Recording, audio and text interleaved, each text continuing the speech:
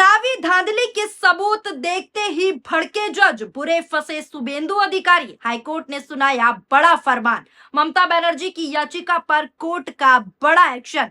Justice ने साफ कहा, एक भी सीसीटीवी फुटेज डिलीट हुई तो बख्शा नहीं जाएगा कोई। आज इस रिपोर्ट में दोस्तों हम बात करने वाले हैं पश्चिम बंगाल की उस राजनीति से जुड़े उस मामले की, जिसने एक बार फिर राजनीतिक गलियारों में पूरी तरीके से हलचलों को मचाकर रख दिया है।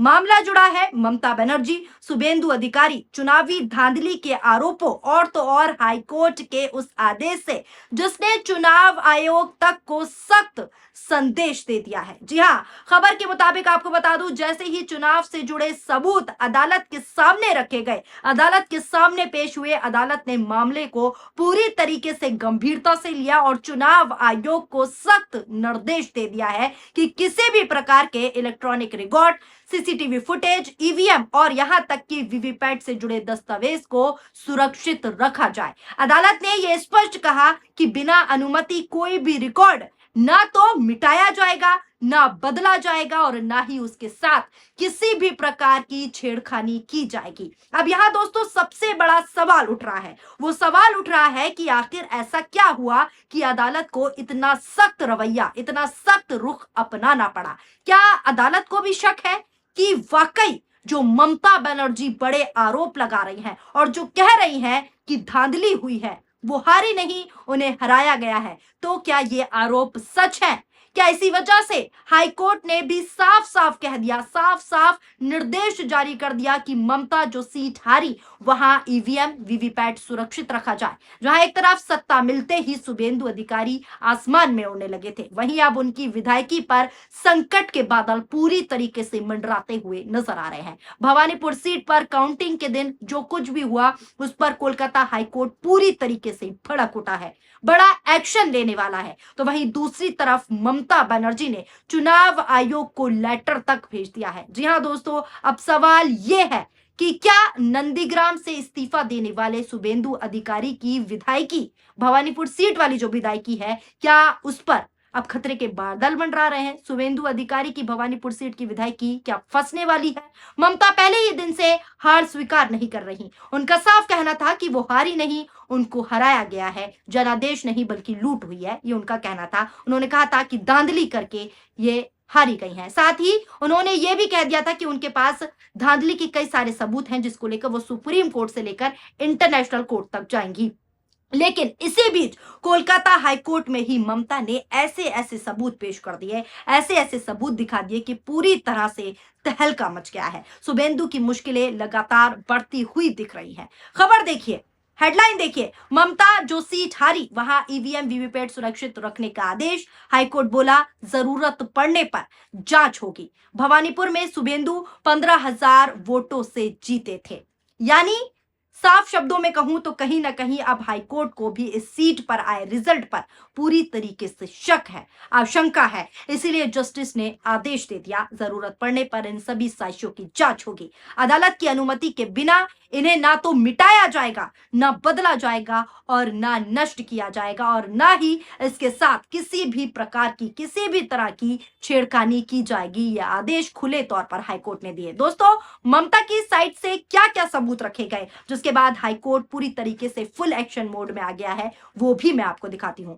आपने देखा होगा रिजल्ट से एक दिन पहले भवानीपुर सीट पे कितना बवाल मचा था, कितना हड़कंप मचा था। एक दिन पहले यानी कि 3 मई को काउंटिंग सेंटर के बाहर बुरी तरीके से हंगामा हुआ था। टीएमसी कार्यकर्ताओं ने सीधा आरोप लगाया था कि भारतीय जनता पार्टी के झंडे वाली कार को बिना जांच के भवानीपुर के स्ट्रांग रूम परिसर में एंट्री दे दी गई। इसी दौरान ममता करीब 4 घंटे स्ट्रांग रूम में रही। ममता ने मतगणना के दिन आरोप लगाया कि राज्य की कई सीटों पर जानबूझकर मतगणना तक रोकी गई। भाजपा और चुनाव आयोग मिलकर चुनाव को प्रभावित करने की कोशिश कर रहे हैं, ये सीधा आरोप ममता ने लगाया था। ममता ने दावा किया कि केंद्रीय बलों और भाजपा के दबाव में काम हो रहा है। ममता 4 मई को शेखावटी मेमोरियल स्कूल में काउंटिंग सेंटर पर पहुंची थी। कुछ देर वहां रहने के बाद उन्होंने बाहर आकर कहा था, मीडिया से बातचीत की थी और कहा था कि उनके पोलिंग एजेंट को जबरन बाहर निकाला गया और ताकि पूरी तरीके से धांधलीबाजी कर ली जाए इस सीट पर। ममता का बड़ा आरोप था कि उन्हें धक्का दिया गया और उनको मारा पीटा भी गया, साथ ही साथ काउंटिंग सेंटर में प्रवेश नहीं करने दिया गया। इन्हीं सभी सबूतों को जो है ममता ने हाईकोर्ट के सामने रखा, हाईकोर्ट के सामने पेश किया और याचिका में दोस्तों साफ तौर में कहा कि चुनाव गलत तरीके से हुआ है। 12 राउंड की काउंटिंग के बाद इलेक्शन एजेंट और मुझे यानी कि ममता को पीटा गया, ये ममता ने साफ तौर पर साक्ष्य के रूप में पेश किया और बाहर कर दिया गया, यह भी कहा गया। भवानीपुर सीट से ममता 3 बार विधायक रह चुकी हैं। चुनाव के दौरान उन्होंने मतगणना में गड़बड़ी और उनके साथ मारपीट के खुले आरोप लगाए थे। ममता बनर्जी ने शुरुआत से ही इस नतीजे को स्वीकार करने से इनकार कर दिया, यानी वो अपनी हार नहीं मान रही थी। उनका साफ कहना था कि वो हारी नहीं, उन्हें हराया गया है और पूरी तरीके से धांधलेबाजी हुई। उन्होंने सार्वजनिक मंचों से बार बार कहा कि उनके पास ऐसे कई सबूत हैं जो चुनावी प्रक्रिया पर गंभीर सवाल खड़ा करते हैं। ममता बनर्जी का साफ कहना था कि मतगणना के दौरान कई ऐसी घटनाएं हुई जिनकी निष्पक्ष जांच पूरी तरीके से होनी चाहिए। कोलकाता हाईकोर्ट ने कहा कि चुनाव से संबंधित सभी इलेक्ट्रॉनिक और दस्तावेज साक्ष्यों को पूरी तरीके से प्रोटेक्शन दी जाए, पूरी तरीके से सुरक्षित रखा जाए। अदालत ने यह भी कहा कि CCTV footage, video recording, EVM और वीवीपैट की पर्चियों से जुड़ी रिकॉर्डिंग को भी बिना न्यायालय की अनुमति के नष्ट नहीं किया जा सकता, न उनका कोई हाथ लगा सकता है, न मिटा सकता है, न किसी प्रकार की उसमें धांधली कर सकता है। दोस्तों, अदालत का यह आदेश अपने आप में महत्वपूर्ण माना जा रहा है। क्यों? क्योंकि इस प्रकार का आदेश तब दिया जाता है जब अदालत ये सुनिश्चित करना चाहती है कि भविष्य में यदि किसी प्रकार की जांच होती है तो सबूत पूरी तरीके से सुरक्षित रहे। इसीलिए ये निर्देश जारी किया गया। अब यहाँ एक और सवाल उठता है। सवाल ये है कि क्या इसका मतलब ये है कि अदालत ने चुनावी धांधली को साबित मान लिया है? राजनीतिक दृष्टि से इस आदेश को काफी महत्वपूर्ण माना जा रहा है, इसीलिए इस तरह के सवाल भी उठ रहे हैं, क्योंकि इससे यह संकेत जरूर मिलता है कि अदालत मामले को पूरी तरीके से गंभीरता से देख रही है। अब जिस तरीके से हाईकोर्ट इस मामले में सख्त नजर रखे हुए है, सख्त रवैया अपना रही है, अब ऐसे में ममता के आरोप सच साबित होते हैं तो सिर्फ शुभेंदु अधिकारी की भवानीपुर सीट से विधायकी नहीं जाएगी, विधायकी नहीं फंसेगी, बल्कि चुनाव रद्द होने तक की नौबत आ सकती है। और फिर न केवल भाजपा की हालत खराब होगी, बल्कि चुनाव आयोग तक का पूरा काला चिट्ठा जो है सबके सामने खुलकर आ जाएगा। दोस्तों, भारतीय लोकतंत्र में अदालतों की भूमिका बहुत महत्वपूर्ण मानी जाती है। जब भी चुनाव से जुड़े किसी विवाद पर सवाल उठते हैं, आरोप लगते हैं, तो अदालतें ये सुनिश्चित करती हैं कि संवैधानिक प्रक्रिया का पालन हो और पूरी तरीके से जनता के सामने सच आ सके। इसी क्रम में अदालत ने रिकॉर्ड जो है सुरक्षित रखने का निर्देश दिया है इस पूरे मामले में। अब नजर दोस्तों इस बात पर होगी कि आगे की सुनवाई में क्या होगा।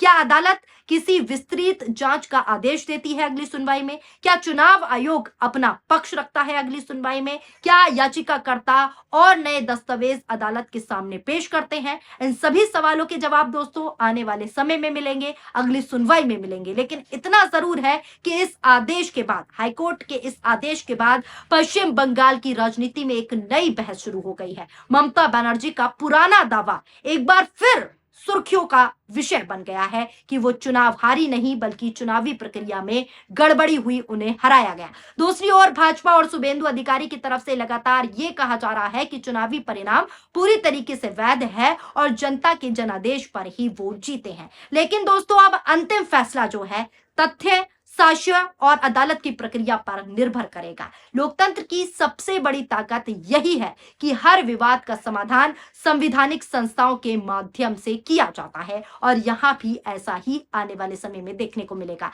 अदालत का काम किसी भी आरोप को सुनना, उपलब्ध साक्ष्यों की समीक्षा करना और कानून के आधार पर निर्णय देना है। इसीलिए फिलहाल सबसे महत्वपूर्ण बात जो इस पूरे मुद्दे में है वो ये है कि अदालत ने साक्ष्यों को सुरक्षित रखने का पूरी तरीके से निर्देश जारी कर दिया है और भविष्य में आवश्यकता पड़ने पर उनकी जांच की जा सकती है। अब पूरे देश आने वाली सुनवाई पर नजर बनाए हुआ है। क्या इस मामले पर कोई नया मोड़ आएगा?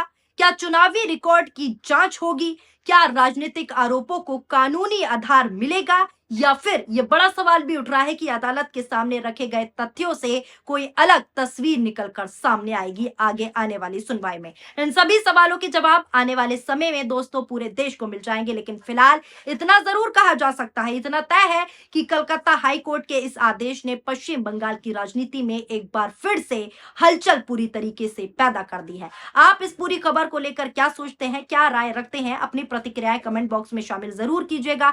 आप अदालत के इस कदम को कैसे देख रहे हैं? क्या चुनावी रिकॉर्ड की जांच होनी चाहिए? अपनी राय कमेंट के जरिए जरूर दीजिएगा। वीडियो पसंद आई हो तो वीडियो को लाइक कीजिए और हमारे चैनल पीआरबी को सब्सक्राइब करना ना भूलिए। शुक्रिया, धन्यवाद, नमस्कार, जय हिंद, जय भारत।